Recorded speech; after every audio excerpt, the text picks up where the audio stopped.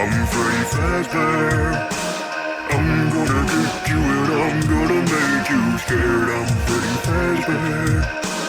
Better close the doors or you're gonna get jump scared. Hello, my name is GiBi and welcome to the Horror Homestead. That was something, wasn't it?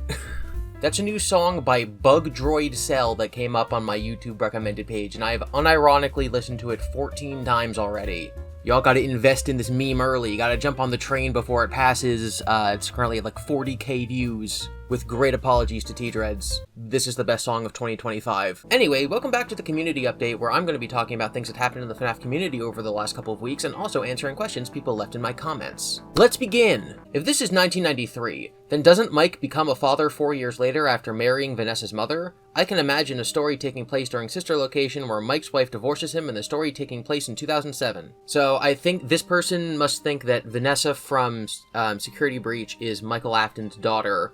And because we know that her email address is Nessie97, the theory is that she was born in 1997, which is I agree with. Which would mean that Mike had her 4 years after FNAF 1. Okay, so and then their theory would be that Sister Location takes place after FNAF 1, sometime in like the 2000s, and that's when his wife leaves him. So, that is a timeline, but your question is, if this is 1993, doesn't Mike become a father 4 years later?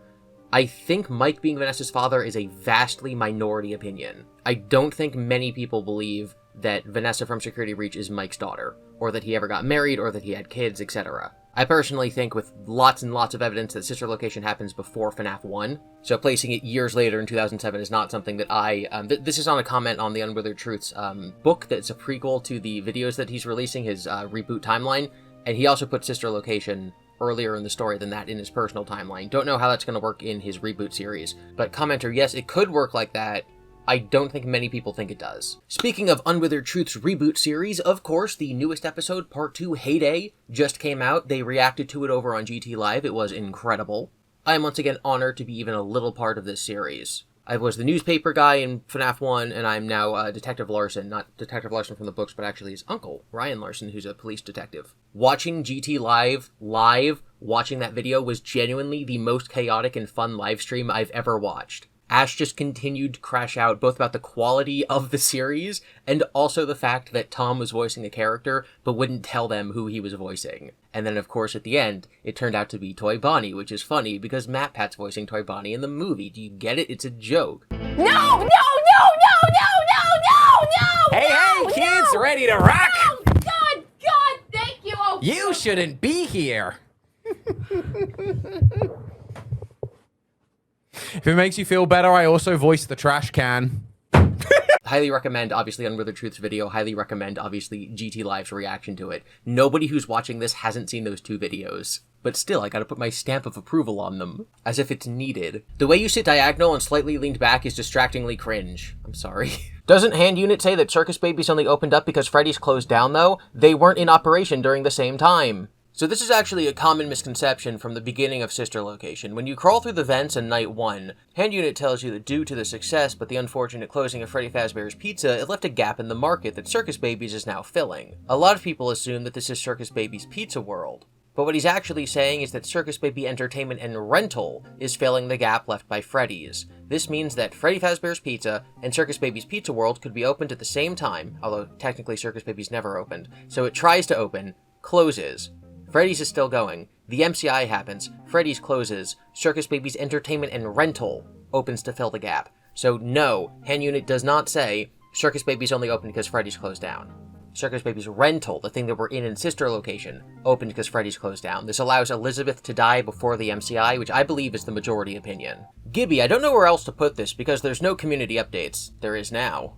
But what if the Tangle is UCN? So the Tangle, or the blob that we see in Security Breach and Ruin, it's this big mess of wires, the Fiona wires of doom, that has a Funtime Freddy, not Molten Freddy, that's important, Funtime Freddy's mask as its, like, head. So Rolo is saying, what if the Tangle is UCN, controlled by the Vengeful Spirit? In that blob of machines and agony holds all the remnant of the dead kids, and that inside that machine, UCN is happening. So that physical machine is kind of wandering around, holding UCN and all the spirits inside of it. When Acton Burntrap tries to escape, it pulls it back in. So this would be the non-canon ending of Security Breach when you're fighting against Burntrap and then the Tangle comes down and, like, strangles him. Vengeful Tangle theory. If anyone else has said this before, shh, 14. So I don't necessarily believe this, but I think something very similar to it could be what's actually happening. I think it's possible, and this actually comes from T-Dreads, that the Tangle houses Fiona. Whether or not the F10 machine and the Mixus machine are the same physical computer or not, it's very possible that Fiona is in the sort of heart of the Pizzaplex, that her programming somewhere is what's sort of running everything. Whether or not inside the Tangle is a literal physical computer that looks like the Whopper, or if Fiona's just sort of running things from inside it, I think the Tangle is now the physical body that F10 is taking on. What is the Tangle? It's a recreation of a lot of past Freddy's iconography, right? Again, it is Funtime Freddy's mask, not Molten Freddy's mask on top of the Tangle. Why would there be a new Funtime Freddy mask made in this era of the timeline? Because the Mimic keeps creating mimics or facsimiles of past Freddy's iconography in the Pizzaplex. That's why we have levels from FNAF VR becoming rooms in the Pizzaplex that seemingly serve no function. It's almost like when you feed information into ChatGPT, or DALL-E, I guess. AI, generative AI at the point. And it kind of collages it into something that's a new picture. It's taking data that it previously had and it's trying to build something new with it, but it can't, so it just sort of remixes old things. The Tangle is a collage, a remix of Funtime Freddy and the puppet and Baby and all the masks that are on it in this big tangle of wires with the consciousness of F10 inside of it. It is sort of the Mimic. It's the storyteller. That's my interpretation, and so the idea that UCN is happening in it, possibly. I don't know if UCN is like a digital recreation of these people's spirits or if it's the actual afterlife. There's something in there. I get that Rikafasca is considered to be meaningless, but people think the same thing for DHFGH in FNAF, but IMO? DHFGH, reverse it and you have HGFHD. Odd that it is the initials for Help Golden Freddy with Happiest Day, which is the hidden secret in that game. And it's Golden Freddy, as it was known at the time, that you're helping to have the happiest day. Scott never verified that Rikafasca means nothing, just as he never verified that DHFGH means nothing. I don't know what any of that means. I googled this, I asked other FNAF theorists, I have no idea what DHFGH means. Like, I've never seen that acronym in my entire life, so commenter, please. I responded to you, I asked you a comment to explain what this is. I have no idea what this means. Also, the idea that if we reverse that, we get something that could possibly be an initial for Help Golden Freddy with Happiest Day. Like, I think that the whole thing is a stretch, but before I can even, like, go down that lane of trying to come to answer your question, I don't know what you're asking. So the FNAF 2 movie trailer came out, and we saw some blueprints of some animatronics, and it said at the top, Freddy version 3.0, and so a lot of people are using this as evidence of the unwithered animatronics. What are the unwithered animatronics, you might ask? Well, if you look at the classic Freddy, and you look at unwithered Freddy, bad example, let's look at Chica. You look at classic Chica, and you look at withered Chica. These look like completely different characters. The idea that the classic Chica fell into disrepair and just sort of started looking like withered Chica is a big ask art direction-wise. It's a big ask to just be like, oh yeah, that's just kind of what she looks like now, as opposed to, this was originally a different character. So the concept of the Unwithereds would be that the withered animatronics, were you to, like, fix them up, would look different than the classic animatronics. So the question is, do the Unwithereds exist? At any time, was there ever a version of the characters that looked like what the Unwithereds would look like? A lot of people, Unwithered Truth especially, given that that's his name, the answer is no, that the classics just turned into the Withers and then turned back into the classics when they got fixed up. So using the movie's blueprints to say, oh, Freddy is version 3.0, that confirms that there were two previous versions. So Unwithered, and then Toy, and then Classic. So this would prove that the Unwithereds exist in the movie universe. I so strongly disagree, for the simple fact that Freddy 1.0 is probably just Fredbear.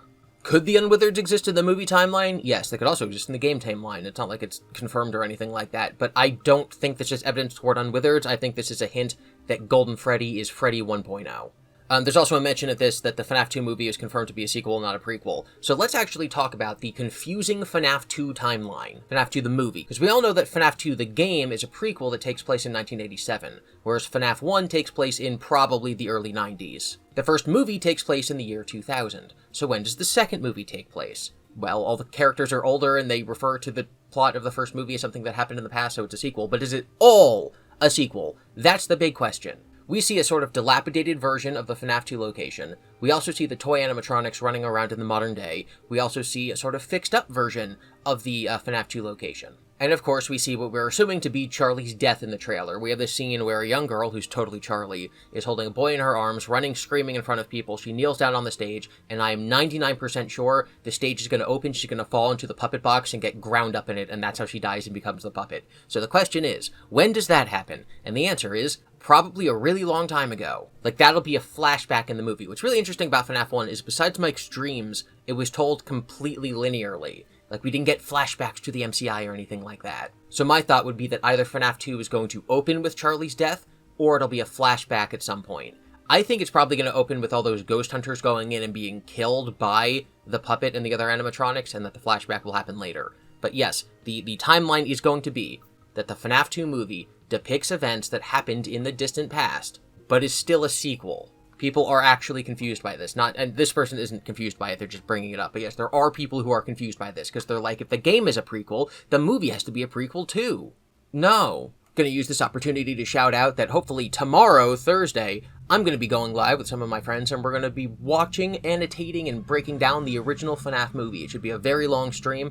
I definitely have Withered Circle and Unwithered Truth coming on with me, hoping to get other people. Tomorrow, this channel, be here. Speaking of videos and other things in the community, beside the amazing greatest FNAF song of the year, there's a couple other videos that came out this week. FNAFology has a great video going over the Vengeful Spirit and what their possible character motivations might be, and also why it's not Andrew, despite what many memes that I participate in might be telling the audience.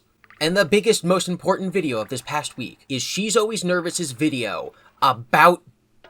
I almost spoiled it. About Old Man Consequences. This video is months in the making. The amount of research that went into it is insane, and I might make a little cameo in it. The reason I am in it is because I reached out to She's Always Nervous, and I was like, hey, you said something that was so smart and so insightful. I want to make a video on it. And she's like, I'm already making a video on it. And I'm like, oh my god, I need to be a part of this. Truly, truly life-changing, theory-changing, community-changing lore discovery in that video. It'll be linked in the description. If you guys have any questions that you want answered in the next community update, please leave them in the comments below. If you want to criticize my posture, do that too, because I might make it a joke and do it for an entire video. Subscribe to FNAFology, subscribe to She's Always Nervous, subscribe to Unwithered Truth, subscribe to GTLive. Subscribe to my channel, I guess, too. Live stream tomorrow for FNAF movie, unless it gets changed.